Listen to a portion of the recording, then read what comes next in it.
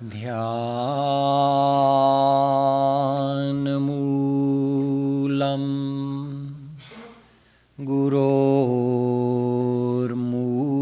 गुरोर्मूर्ति पूजामूलं गुरोर्पदम्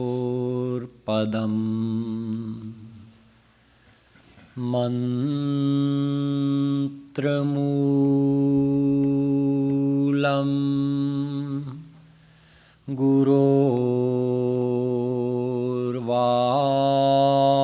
गुरोर्वाक्यम् भक्तिमूलं गुरोर्कृपा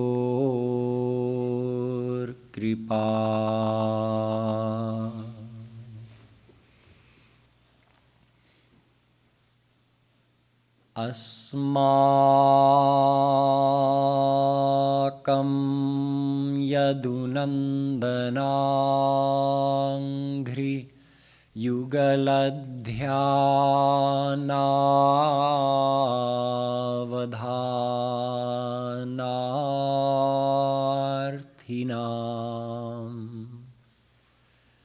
किं लोकेन दमेन किं नृपतिना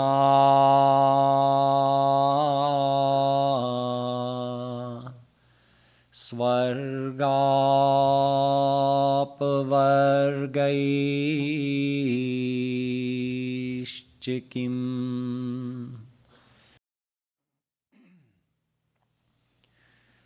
नमः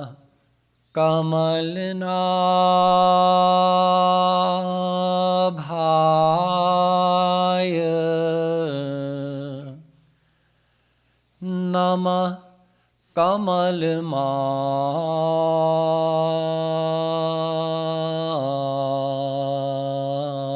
कमलमालिने नमः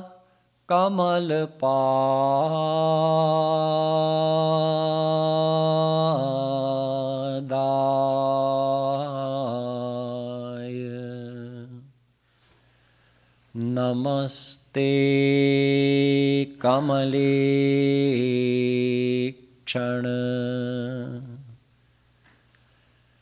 यो ब्रह्माणं विदधाति पूर्वं यो वै वेदांश्च प्रहिणोति तस्मै तग्मंह देवमात्मबुद्धिप्रकाशम् मुमुक्षुर्वै शरणमहं प्रपद्ये.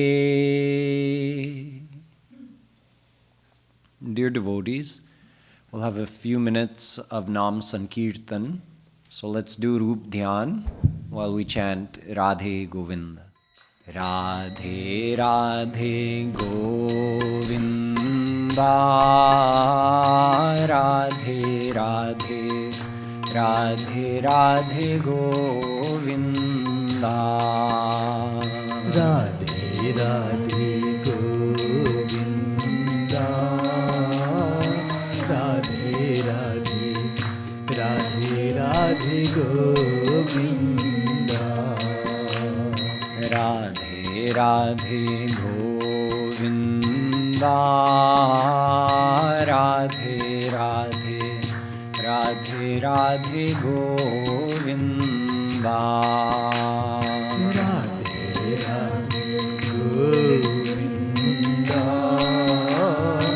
Radhe Radhe, Radhe Radhe Govinda, Radhe Radhe Govinda, Radhe Radhe, Radhe Radhe Govinda, Radhe Radhe Govinda, Radhe Radhe, Radhe Radhe Govinda, Radhe Radhe Govinda, Radhe Radhe,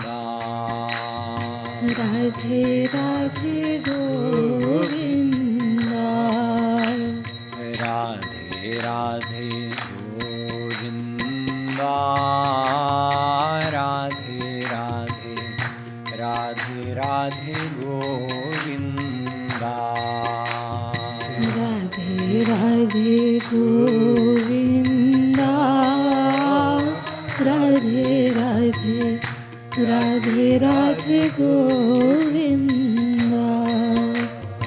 Radhe Radhe Govinda, Radhe Radhe, Radhe Radhe Govinda.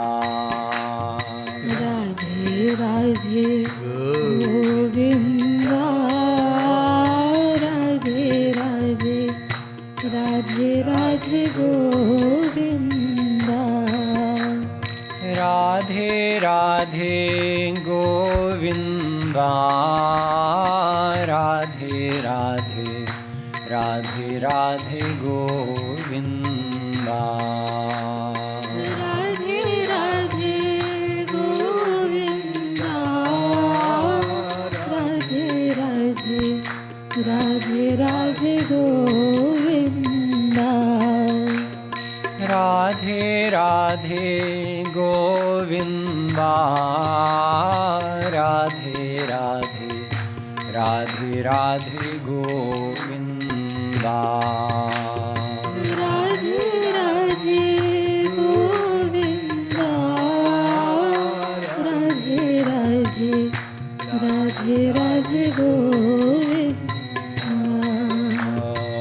Radhe Radhe Govinda, Radhe Radhe, Radhe Radhe Govinda.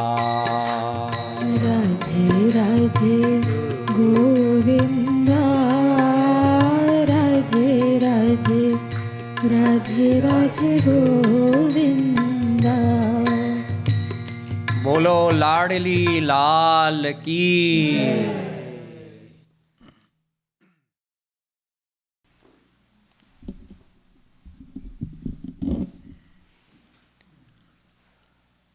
For the last 2 nights, I've been discussing with you the 26 character virtues described by Shri Krishna in the 16th chapter of the Gita.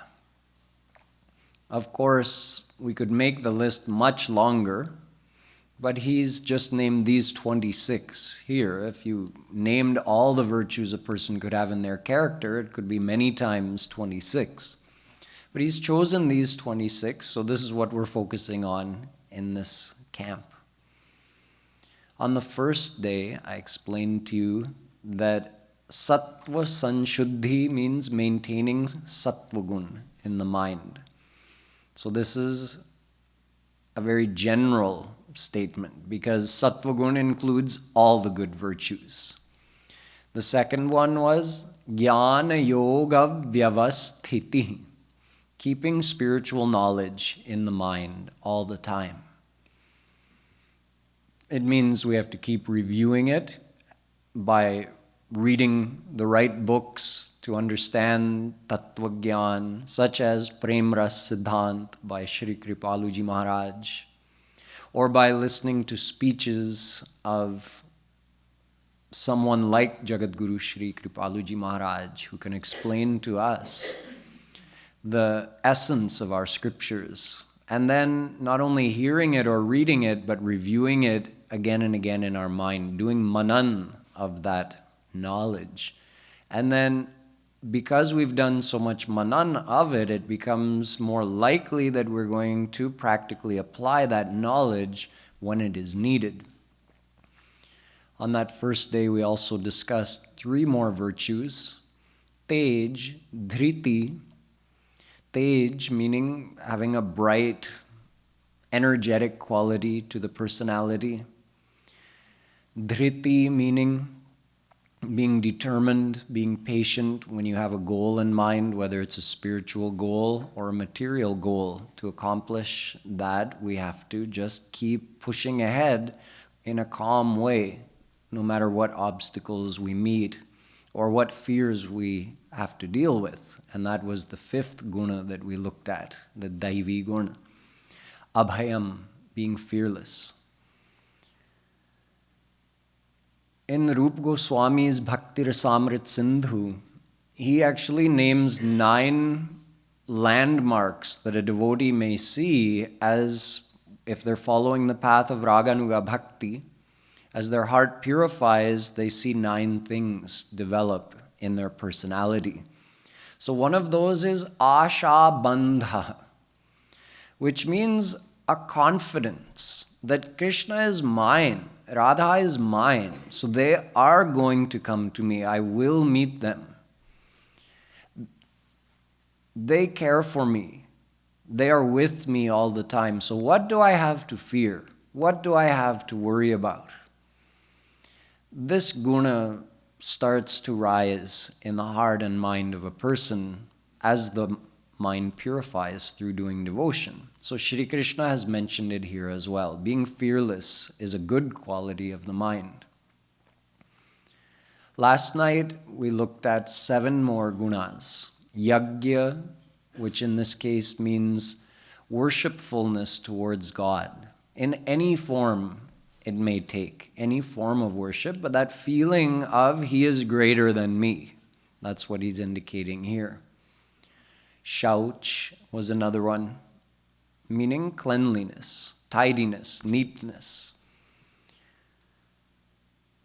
This mind, man, it will get away with whatever it can. We have man and buddhi.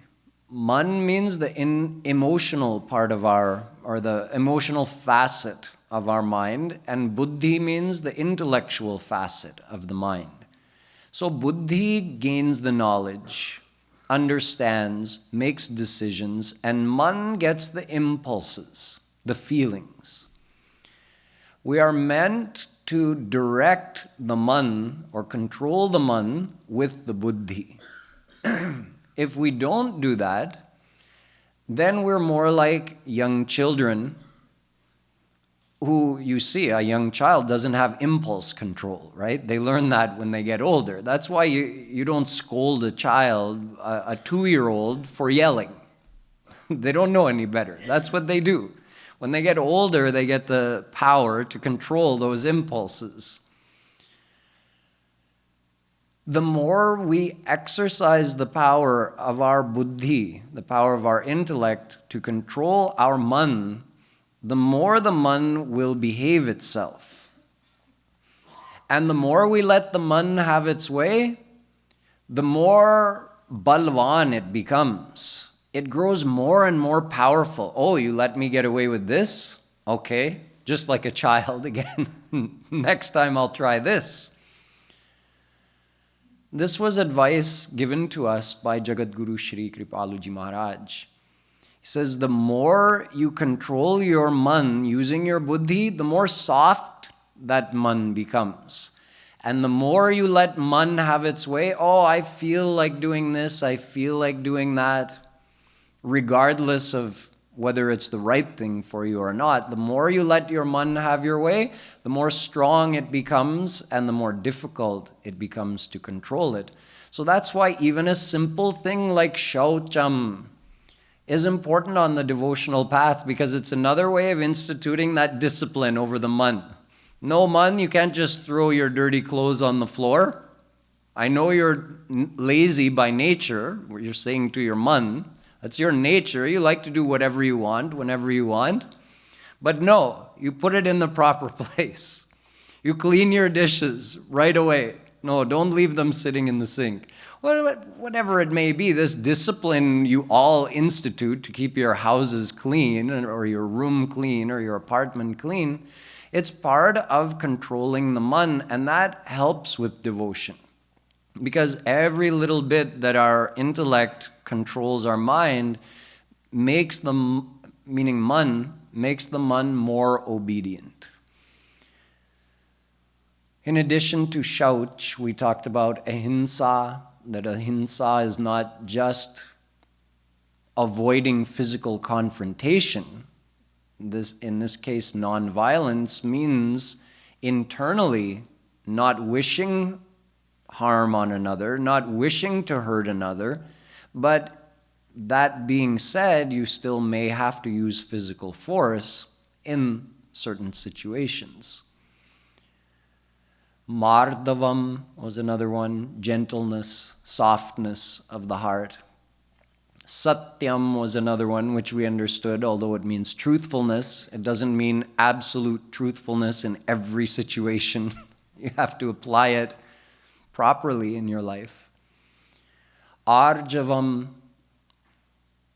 meaning straightforwardness, simple-heartedness, not being cunning and crafty in our dealings with others. We can use our intelligence to avoid being deceived by others, but we should not use our intelligence to manipulate and deceive other people. And finally, apaishunam, which means the absence of gossip and the absence of drama in one's behavior. Not talking behind other people's backs, unless you're saying something good, then that's fine. Not criticizing others. If you have a problem, talk to that person directly. Not sensationalizing situations in order to inflame things further.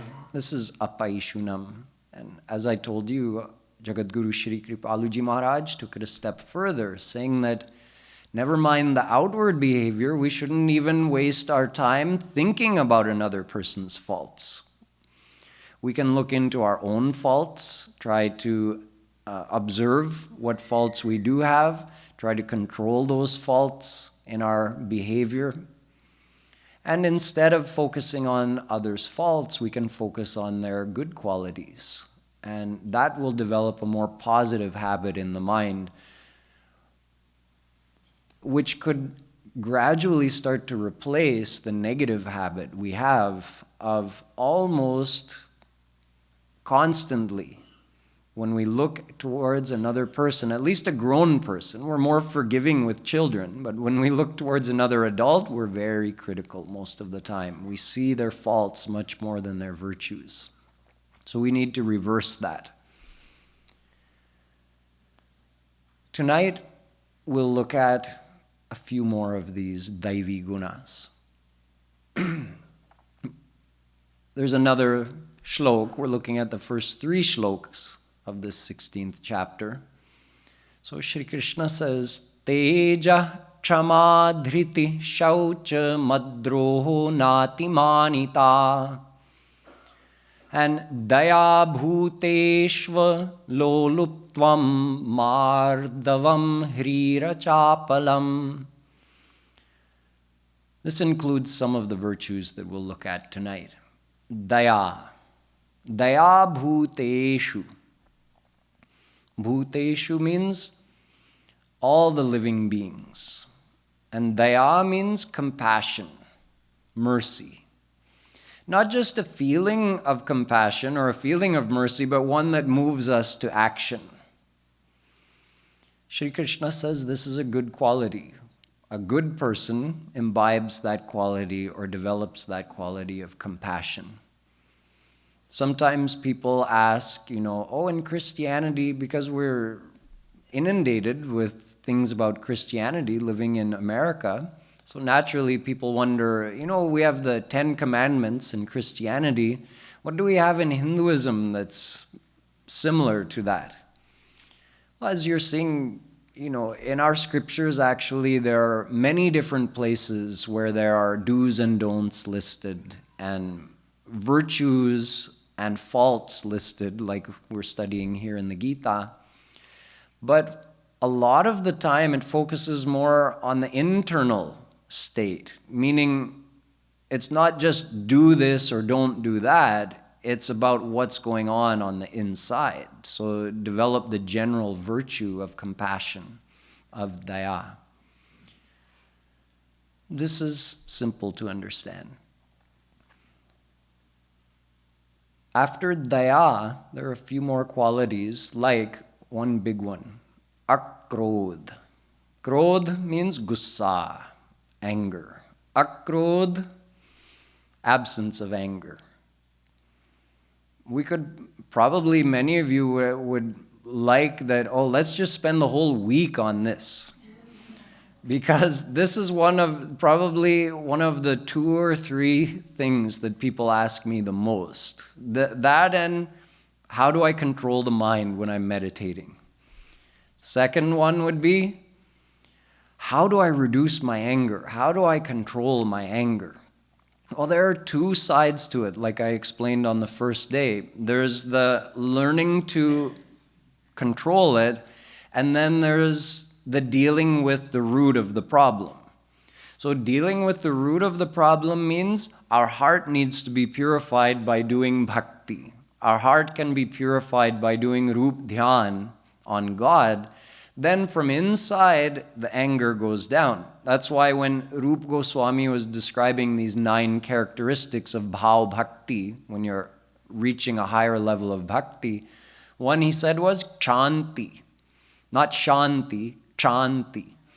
It includes both shanti and akrodh, you can say. Shanti is the next quality we're looking at here after akrodh. What it means is that from inside your anger is reducing. So see the 2 sides? Learning to control it when you feel angry, learning not to let it, express itself outwardly. And then the other side of that is getting to the point where you don't feel it at all, or that feeling reduces. Not feeling it at all comes after God realization. As a devotee, you begin reducing it. So the reducing part happens if you do proper bhakti. But in the meantime, along our path, however long it may take us to reach God, we live our life surrounded by all kinds of people that we have to interact with and live with, and we get all kinds of reactions. So we're going to feel angry. Up until God realization, the anger will be sitting there within us. See, right now, someone could say, no, what do you mean? There's no anger in any of these people sitting here. Look at their faces.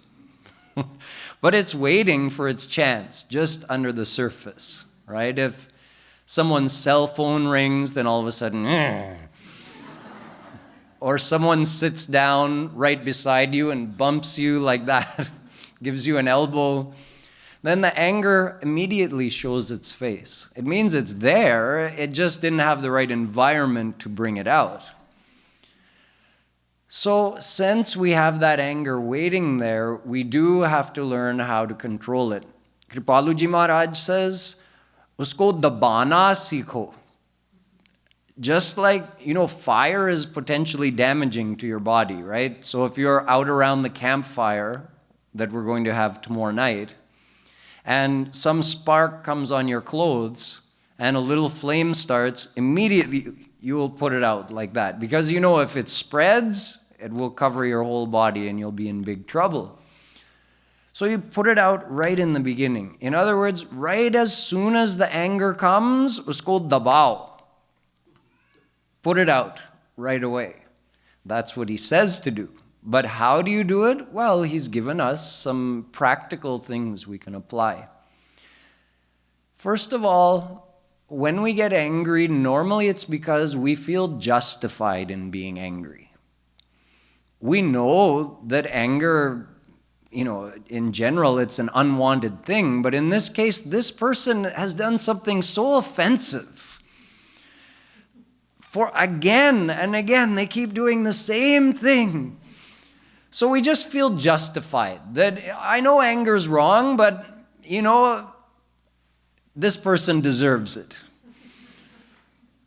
But the truth is, the anger is not hurting that person. The anger is hurting us because the anger is burning in our heart. And for as long as that anger is there, from the time we allowed it to overcome us, Radha, Krishna are gone.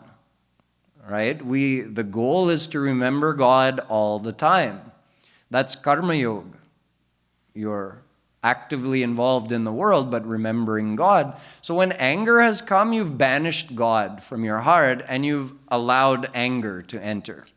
So there's one thing to consider. Now, who's being harmed? We've called anger into our heart or allowed it to take over, and now we're burning in that fire of anger, and truly we suffer. And you realize once you calm down that your whole system is disturbed now. You're on edge. You feel like you got an adrenaline rush. And that feeling may stay with you for hours or even days just from being angry one time. It takes our mind some time to recover.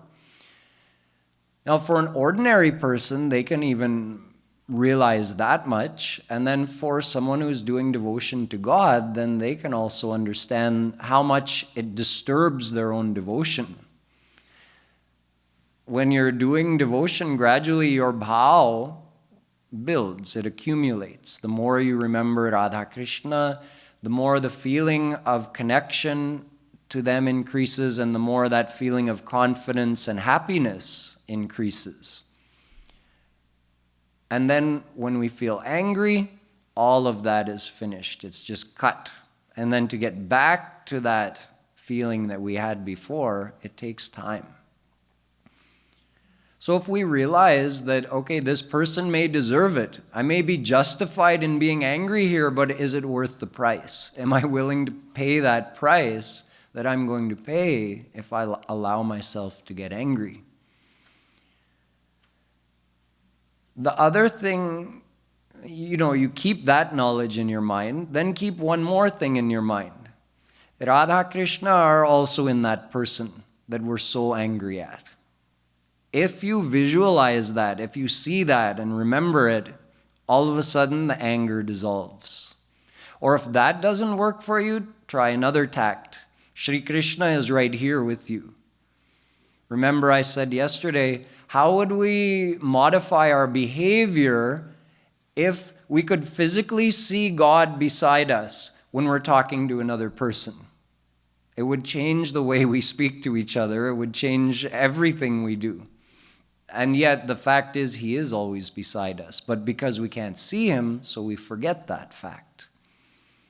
So we think, okay, I'm about to become very angry, but if Shri Krishna suddenly appeared beside you, you'd become all of a sudden very well behaved. The anger is still there, but now there's no way it's coming out. Just like two kids who are fighting, and if their father is a little bit strict with them, and he enters the room, all of a sudden the fight stops.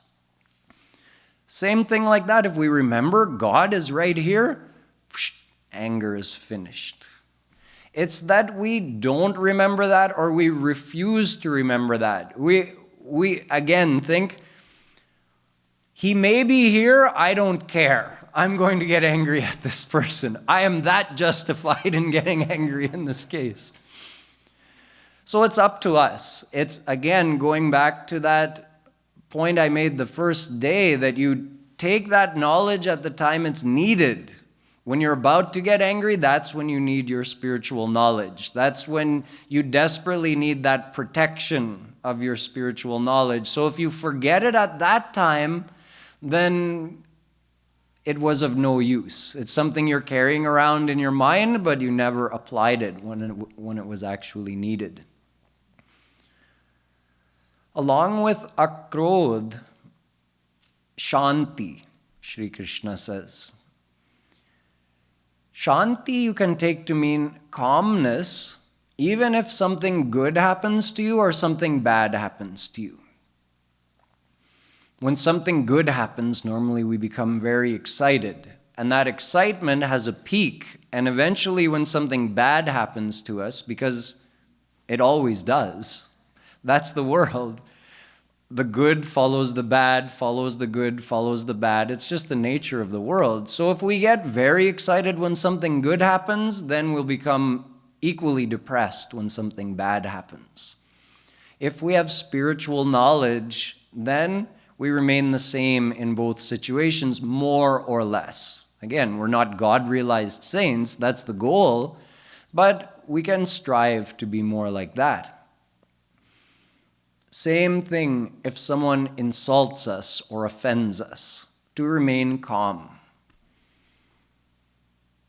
Chaitanya Mahaprabhu ji says, Tarorapi sahishnuna. one should be, a devotee of God, should strive to be as forbearing as a tree. Forbearing means to be able to bear difficulties or even insults or offenses. Let's say there's a boss and a servant, and the boss is always scolding the servant and insulting him, and the servant just goes about his work. If the servant were to say even one of the things back to his boss that the boss says to the servant, the boss would fly off the handle probably. Oh, you're fired. He may even slap him. Get out. Become so angry, and the servant is bearing this abuse all day, every day from his boss. Who has greater spiritual power? The one with the ability to bear. The boss doesn't even have the ability to bear one single insult. Tarorapi sahishnuna. Kripaluji, Chaitanya Mahaprabhu ji says that this is a very important virtue that has to be developed in a devotee's character. Because we all receive what we think are insults, we perceive that people have offended against us, and that's natural. We have to learn to bear it. Trinadapi sunichena. Mahaprabhuji says, one meaning a devotee of God, should feel themselves to be more small or low than a blade of grass. The grass is always getting stepped on, right? So just like the tree, which gets its fruit plundered and everybody makes use of whatever it wants from that tree, and the tree doesn't grumble, it gives shade and fruit to all equally. Similar, the grass doesn't grumble when you step on it. This is also counter to American culture, Western culture, all of this. And this doesn't mean, I've said this several times, that this doesn't mean you can't stand up for yourself when you need to. But, 99% of the time, it's not necessary to point out another's fault or let another person know that I don't like this thing when you do that. 99% of the time, if we're honest with ourselves, we could live with it. We could just forgive them without saying anything. We could just bear it. So really, we shouldn't start thinking this excuse in our mind, oh, Bhaiya doesn't understand what it's like to live in the real world, talking about all this humbleness and forgiveness. Yeah, it's true. Every once in a while, you do have to stand up for yourself or stand your ground, or the boss may have to scold his servant every once in a while. But 99% of the time, we can live this way, actually, practically, and it would improve our lives. Regarding this feeling of humbleness, feeling oneself small, and, well, again, Kripaluji Maharaj says, what thing do we have to be so proud about that we don't feel ourselves to be humble? In other words, when we feel insulted, that someone has wronged us, someone has not given us proper respect, why do we feel they owe us that respect? हमारा insult हो गया है. अच्छा, आप कौन है कि आपका insult हो गया है? सुंदरता में कामदेव हैं आप, धन में कुबेर हैं आप, ऐश्वर्य में इंद्र हैं आप. नहीं तो फिर क्या? Whatever meaning, we don't have anything in supreme amount. The most beautiful is called Kamdev, the god of love. The most wealthy is called Kuber, the god of wealth. The most powerful is Indra, the king of the Devtas. So if someone were to call Indra weak, if someone were to call Kuber poor, if someone were to call Kamdev ugly, then they could say, okay, I've been insulted. But if someone insults us, what will they say? They'll insult our character, right? Mainly. Oh, you're very angry, you're very jealous, you're this, you're that. So, what virtue or non-virtue, what fault out of all of these would we not be the owner of? We have all the faults. As long as we're under Maya, we have all the faults. It's not that, oh, I have just some anger problem, but I don't have jealousy, I don't have hatred, I don't have any, no. It's all a package deal. If Maya is there, all of the warriors of Maya are there. So we're literally full of all of these faults, and yet when someone points one of those out to us, I've been insulted. Our beloved Guru Dev used to say that if someone points out that a scorpion is crawling on your back, do you feel insulted? You thank him. You say, oh, thank you for pointing out the danger. So if someone says, oh, you're very angry, that's a dangerous thing, right? Well, thank you for pointing it out. Instead, what do we say? Well, we become angry. We prove his point. Tulsidas ji said, Nindak niyare rakhiye aangan kuti chhavaya Nit sabun pani bina ujjwal kare subhaya. The one who criticizes you or points out your faults, you should invite that person to your home. He's talking about the way homes are built in India. He says there in your courtyard, in your angan, build him a nice hut and have him keep him close. So anytime he wants to, he can come and abuse you and criticize you and point out your faults. He says it's great. Your heart will get cleaned by that. You say, oh, I have this fault. Okay, let me work on that. And in terms of forbearance, the example is Bhagwan Buddha. One day a man came to him very upset with him. And he just stood in front of him starting in the morning and started just shouting all kinds of offenses at him and pointing out all of what he perceived were his faults. And he went on and on for hours, right through lunchtime into the afternoon. And the whole time, Bhagwan Buddha was just sitting and smiling and listening. So when the man finally ran out of steam, Gautam Buddha said to someone nearby, Are bhai, isko kuch pilao, khilao, thak gaya hoga? He said, somebody please bring some food and drink. This poor fellow must be exhausted. He's been at it all day. So the man was surprised. He said, you're showing me kindness after I've been abusing you all day? So he said to him, you know, when someone gives abuse to another person, if that other person who's on the receiving end doesn't take it, in other words, if you're offering a gift to someone and they don't accept your gift, then what? You take it back, right?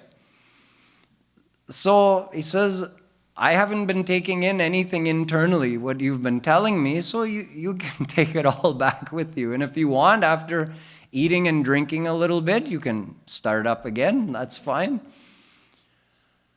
So this is the adarsh, this is the ideal, obviously. But we need such ideals, even if they're far above what we can practically live up to right now. We can try our best and gradually increase these qualities within ourselves.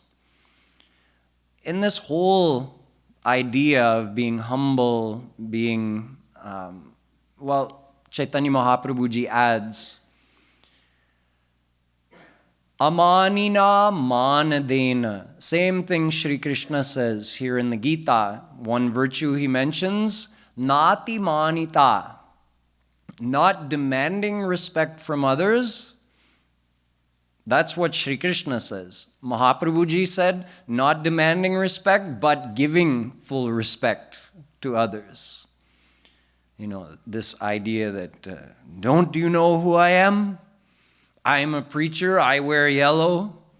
Don't you know how to behave with me? he says this is not a daivi gun.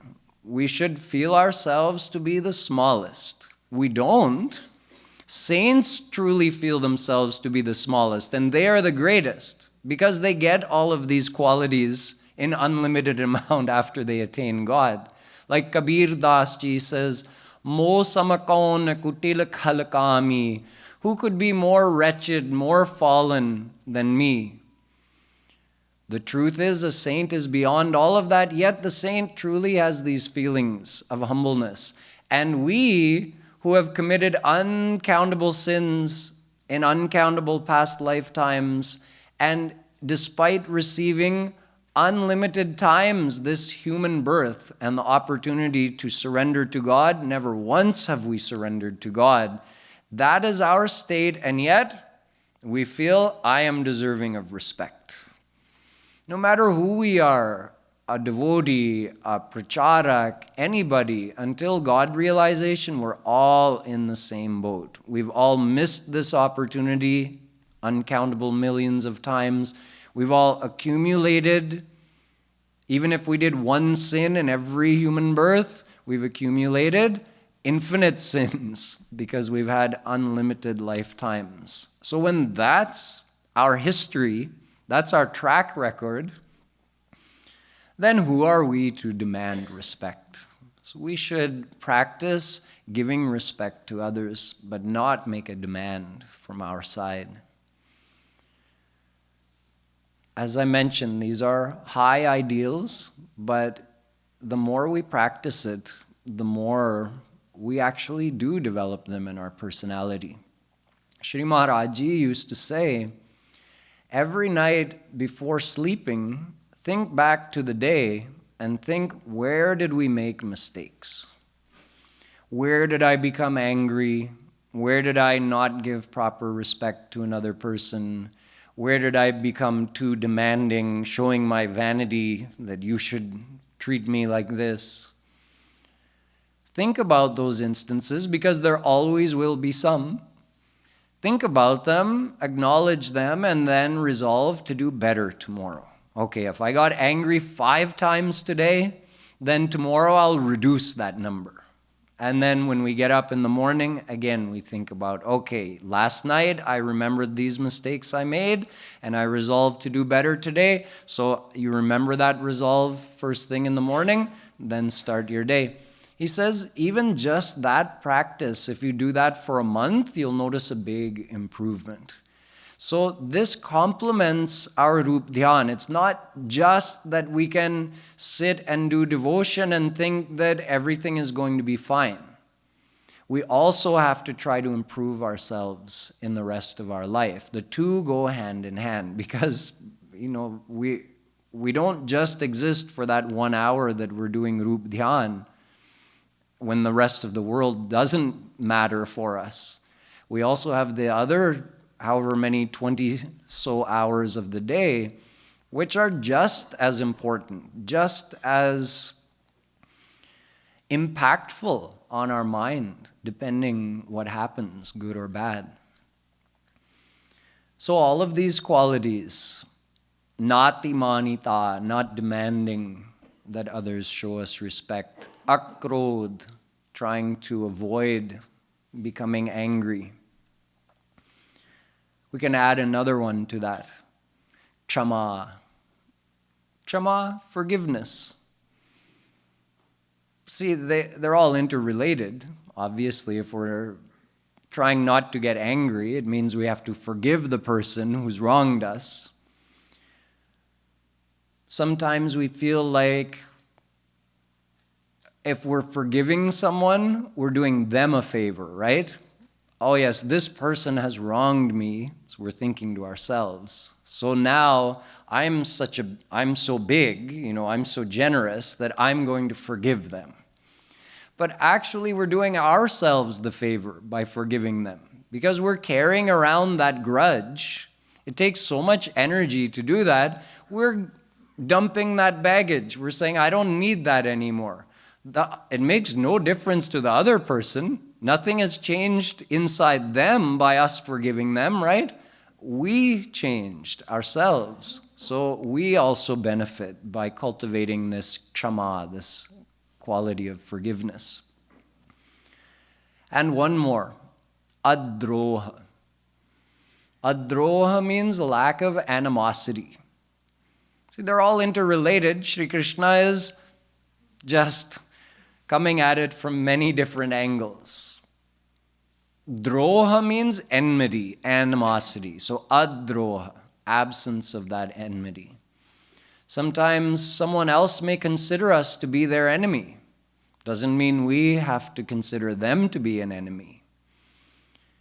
This idea of tit for tat, revenge, retribution, eye for an eye, it only serves to inflame things. If someone is treating us with animosity, that's their problem, right? That's going on inside of them. We don't have to reciprocate. We can just choose not to think. We can say, okay, this person is a little troubled. I can see that. But they're not my enemy. You can just feel compassion on them. And again, sure, that day may come, that time may come where you have to stand up to them. But 99% of the time, it's just a case of saying, oh, it's okay. Let it be. I'm not going to treat this person as an enemy. Tomorrow's the last day, and we'll cover the last few virtues that are left out. I'll give you a preview of one of them. One of them is tap. Tap, generally people take to mean austerities. But in this case, Shri Krishna means the effort we make to be good or to be devotional. And there are three kinds of tap. There's sharirik tap, vachik tap, and mansik tap. Meaning the strain or the effort we do physically to follow dharma or to be devotional. The strain or the effort we put forth verbally, and the strain or effort we put forth mentally. So how that all works, how we can develop this quality, and other good qualities like Dham, being charitable in nature, being generous, and some other related qualities. We'll take all of that up tomorrow. Boliye Vrindavan Bihari Lal Ki. We have a little more than 15 minutes before the end of this session, so we'll do some Rup Dhyan. We had a session yesterday morning where we got a chance to discuss the problems and the solutions for doing Rup Dhyan. Today I was talking to someone during dinner and they were bringing up one such problem, and I passed on some advice which Kripaluji Maharaj used to tell us about in his speeches, is that as far as, meaning he was saying, when I see the picture, eventually I get bored of this image in my mind. So I said, okay, sure, then start doing something. So what do you want to do? And one of the options of things you can do is do puja, but in your mind. Many of you probably worship God at home. You may have a murti of Shri Krishna or any other form of God or many forms of God. And there are different ways that we worship God, right? You can bathe the murti. You can apply some scented sandalwood paste, saffron, offer some scented oils. You can dress them nicely. You can offer food, offer flowers, offer incense. You can decorate them with different malas, flower malas, jewels. You can sing to them, sing arti, offer the arti flame to them. We have all these different ways of doing puja, means worshiping God. Many people feel an affinity to this type of worship. But Kripaluji Maharaj always said, if you're too rigid about that, then sometimes physically doing that, it could disturb your devotion. Like, okay, every day I worship Shri Krishna in this way, but today I ran out of agarbatti. Oh, what do I do? Why didn't you tell me we were out of agarbatti? So he says, instead of doing that, why not do it in your mind? There's nothing wrong with doing it physically as well, but look at the two. Let's say you're doing it physically, but it's just a mechanical thing you're doing and your mind is kind of wandering here or there. Then that's not purifying your mind. It's a good thing you're doing, but it's not actually purifying your mind because your mind's not attached to God. What if instead of physically doing it, you closed your eyes and made a mental image of Shri Krishna and did all the same seva to him? You worshipped him in the very same way. Then you're not doing anything physically, yet your mind is perfectly attached to him during that time. And it's not just a static image. You can think this is real Krishna. So you're giving Krishna a bath, you're dressing him, decorating him, offering him food, doing all the things you do with your murti, except now you're doing it with real Krishna. This is Rup Dhyan. Then you have so many options. If you get tired of the necklace he's wearing, take it off. Just make another one in your mind. You want the most beautiful diamond necklace that you could never afford to buy for your murti? Just imagine it better than the Kohinoor diamond and offer that to Shri Krishna. Keep changing his decorations and his dress every minute if you want to. As long as your mind is engaged and you're thinking of him, that's Rup Dhyan. So this is one thing you can do. You can also think of any Leela you know from Bhagwatam or Surdas Ji's descriptions or Mirabai's descriptions or Kripaluji Maharaj's descriptions. Or if you think of Ram, you can think of any Leela from Ramayan. Think of some Leela happening. Or make your own Leela. Today you've met Shri Krishna. What would you do with him? You can imagine yourself being young again and playing with Shri Krishna. This is all Rup Dhyan. It's all part of the method of attaching our mind to him. So you can engage your mind in whatever way is most natural and appealing for you. And while we're all doing that Rup Dhyan, we'll also do some chanting because the chanting helps to develop the feelings of love and relationship for Krishna. The chanting has its own power, which helps to increase those feelings in our own heart. Radhe Radhe Govinda Govinda Radhe Radhe Radhe Govinda Govinda Radhe Radhe Radhe Govinda Radhe Radhe Radhe Radhe Radhe Radhe Govinda Radhe Radhe Radhe Radhe Radhe Radhe Govinda Radhe Radhe Radhe Radhe Radhe Radhe Govinda Radhe Radhe Radhe Radhe Govinda Govinda Radhe Radhe Radhe Govinda Govinda Radhe Radhe Govinda Govinda Radhe Radhe Radhe Govinda Govinda Radhe Radhe Govinda Govinda Radhe Radhe Radhe Govinda Govinda Radhe Govinda Radhe Govinda Radhe Govinda Radhe Govinda Radhe Radhe Radhe Govinda Govinda Radhe